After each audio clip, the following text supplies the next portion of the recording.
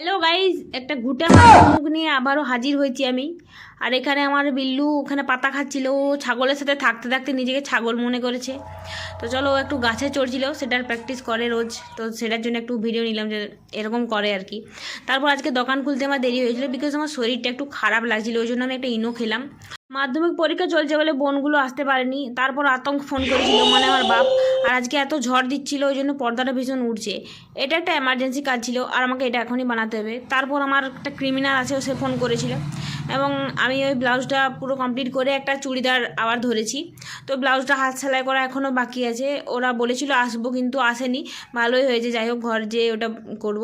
তারপর আমি একটু তাড়াতাড়ি দোকানটা বন্ধ করে দিয়ে বাজারে গেলাম।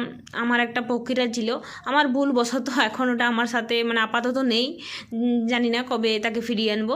তো যাই হোক, আমি আসার সময় একটা টোটো পেয়ে গেলাম, আমার জামাই টোটোটা, এবং আমি মাল নিয়ে ঘরে এলাম। তারপর এখানে আমি স্নান করেছি, খেয়েছি, নামাজ পড়ছিলাম, ভালো কথা। তারপর বিকেলে আমাকে এই কাজগুলো দিয়ে গেছে একজন, এটা একজনের, আর এই যে এই একটা আর একটা শাড়ি দিয়েছে, ওই দুটো একজনের। সব ঈদেরই কাজ, এখন যা কাজ পড়বে বেশিরভাগ ঈদেরই, কারণ ঈদের মরশুম চলে এসছে। আর সবাই জানে যে একটু দেরি হয়ে গেলে আমি আর নিতে পারবো না তখন, কারণ এমার্জেন্সি কাজ করে নষ্ট হয়ে যায়। এই যে আজকে এই কাজগুলো করেছি, এই ব্লাউজটা করেছি একদম সিম্পল, তোমাদেরকে আয়রন করার পর আরেকবার দেখাবো।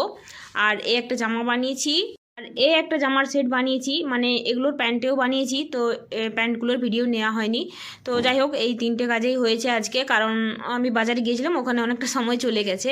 তারপর অনেক দেরি হয়ে গিয়েছিল বলে মা আমাকে ডাকতে এসেছিলো বাড়ি যাওয়ার জন্য, আর তার সাথে বিল্লু এসেছিলো। এরপর আমি মাকে বসতে বললাম, আর আমার মায়ের কোলেও বসে গেল। তো যাই হোক, এখন মায়ের ভক্ত হয়ে গেছে উনি। তো এই ভিডিওটা কীরকম লাগলো অবশ্যই বলবে। এখন আসছি, শেষ।